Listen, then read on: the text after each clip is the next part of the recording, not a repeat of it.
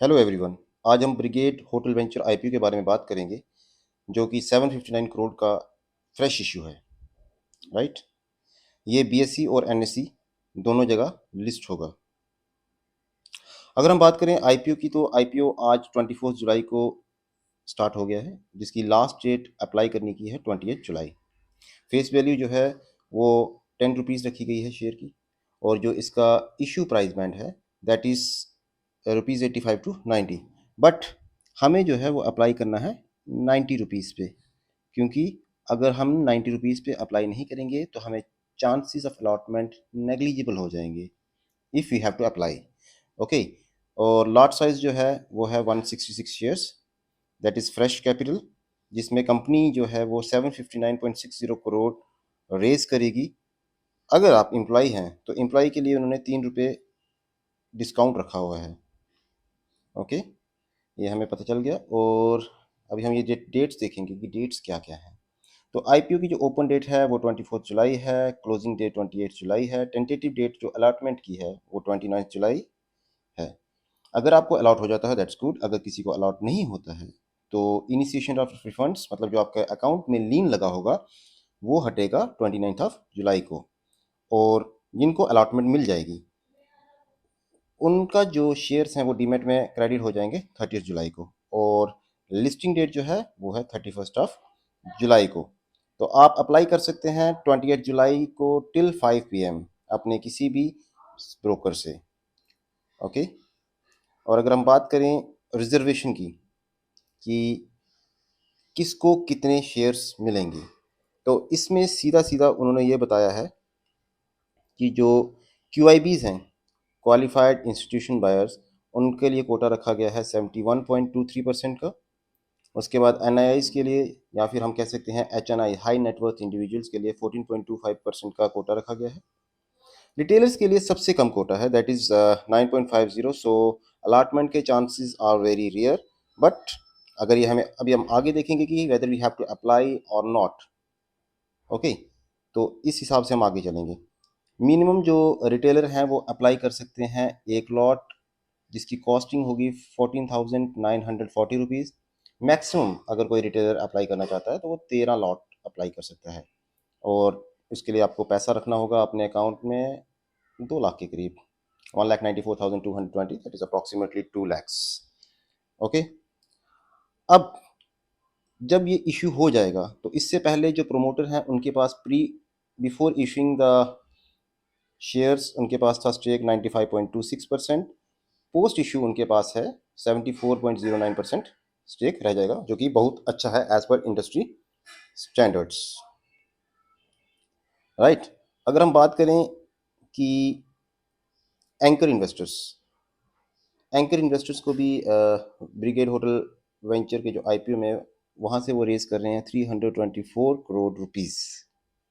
It's a good. But उनके लिए जो लॉक इन पीरियड है एंकर्स इन्वेस्टर्स के लिए वो 90 डेज का है, और वो है till 27 October 2025। It's very good thing. उसके बाद हमें ये तो पता हो कि अगर जिस चीज़ के आईपीओ में हम इन्वेस्ट करने जा रहे हैं, पैसा लगाने जा रहे हैं, वो डील किसमें करता है। तो जो ब्रिगेड होटल वेंचर्स लिमिटेड है वो एक डेवलपर है होटल्स के, जो कि ओनर भी हैं और डेवलपर भी हैं। की सिटीज़ जो इंडिया की हैं mostly in the south part, southern India में इनका अच्छा खासा बिजनेस है। और ये होली ऑन सब्सिडरी है BEL से यहाँ है ब्रिगेड एंटरप्राइजेस लिमिटेड, जो इसकी पेरेंट कंपनी है। राइट।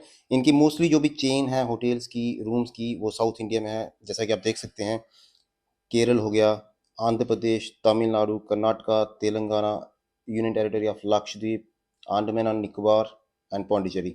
सो मतलब कि काफ़ी ज़्यादा एरिया इन्होंने साउथ में कवर करके रखा हुआ है। और बाकी हमारे ये यूटीज़ भी हैं, लक्षद्वीप, अंडमान एंड निकोबार आइलैंड, यहाँ पे भी इन्होंने अच्छा खासा, मतलब एज पर जो इनका डिक्लेरेशन है उस हिसाब से इनके पास 500 रूम्स हैं total in all the hotels they have pan India, मार्च 31 2025 तक के हिसाब से।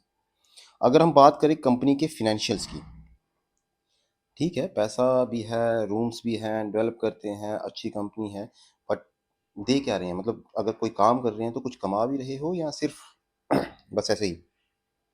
तो अगर एसेट की बात करें, मार्च 2023 में इनके पास एसेट थे 840 करोड़ के, दैट इज़ इन करोड़, हाँ, 840 करोड़। फिर 2024 मार्च में थे 886, इट्स राइज। फिर now in 31 March 2025 it's 947 crore, जो कि देखने में अच्छा है कि कंपनी एसेट्स अपने ग्रो कर रही है ईयर ऑन ईयर। अगर रेवेन्यू, दैट इज़ की सेल्स, रेवेन्यू का मतलब सेल्स क्या है?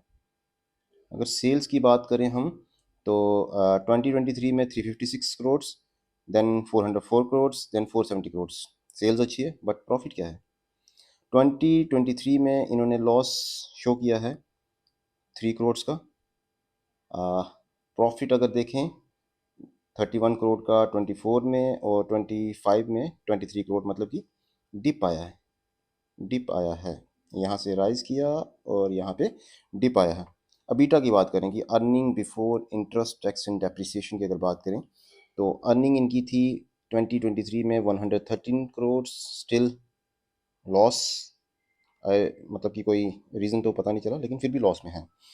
उसके बाद 144 crore in 2024, then they have shown the profit in their books, that is 31 crore, that's good. 2025 में 166 crore EBITDA, and the profit is 23.66 crore. Net worth की बात करें अगर हम कंपनी की, दैट इज 33 करोड़, 58, 78, मतलब ऑन द ग्रोइंग पैटर्न।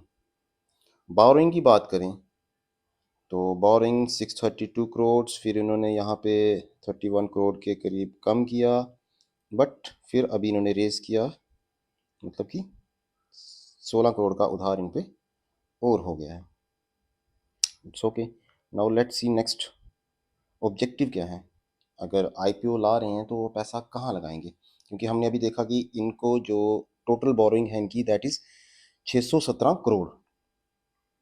तो ऑब्जेक्टिव जो है कंपनी का वो ये है कि इनकी जो नेट प्रोसीड है इशू से, वो रीपेमेंट करेंगे ये फुल और in part, that is 460 crore की, मतलब कि एक मेजर पार्ट जो है, मेजर पार्ट जो है वो डेट क्लियर करेंगे। इट मीन्स कि अगर डेट क्लियर करेंगे तो प्रॉफिट, अगर सेल्स अच्छी हुई तो प्रॉफिट तो राइज करेगा। वो कैसे करेगा? कि अब इनको अब इंटरेस्ट कॉस्ट सेव होगी, इंटरेस्ट कॉस्ट सेव होगी। और ये अपनी पेरेंट कंपनी से खरीद रहे हैं, जो कि कोई पार्सल है लैंड का, फॉर ₹107 करोड़। तो ये एक ओवरऑल इंफॉर्मेशन थी इस आईपीओ के बारे में, बट अब ये डिसाइड आपको करना है कि आप इसके अप्लाई करेंगे या नहीं करेंगे।